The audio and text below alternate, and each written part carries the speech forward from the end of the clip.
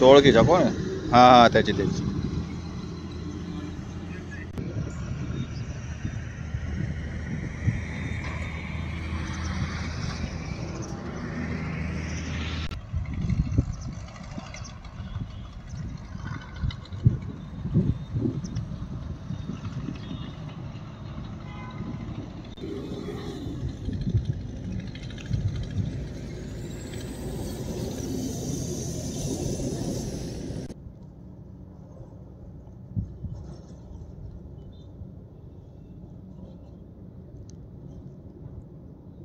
मध्ये सध्या मिरची संघ जोरात आहे, परंतु मागील 2-3 दिवसापासून मांडोस चक्रीवादळामुळे जो ढगाळ वातावरण झाला त्याच्यामुळे थोडा फार फरक पडला आहे मिरचीच्या आवकमध्ये बी। आणि रात्री जो पाऊस झाला त्याच्यामुळे कमीत कमी 10 ते 20% नुकसान होण्याची शक्यता आहे।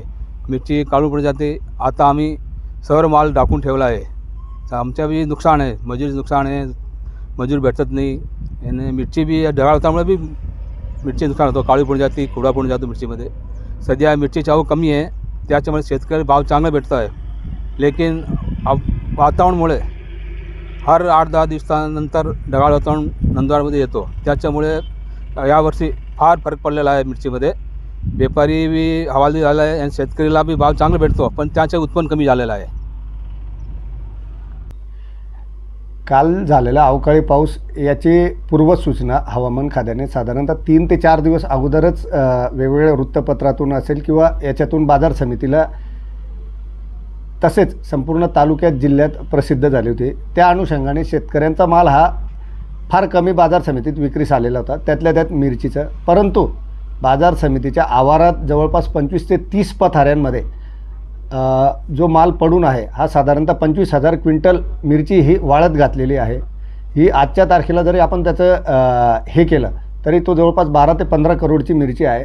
आणि काल साधारणतः एक 10-15 मिनिट जो झिमझिम पाऊस झाला यात थोडा एक 5-10% प्रमाणात त्याचं नुकसान होतं। जी मिरची आज सुकणारी आहे तिला अजून 4 दिवस वेळ लागतो, जेणेकरून व्यापाऱ्यांचा असेल किंवा हे थोडंफार प्रमाणात नुकसान हे होतच असतं। परंतु शेतकऱ्यांचं विशेषतः कुठलंही नुकसान झाल्याचं मार्केट यार्डात अद्याप बाजार समितीत नाही।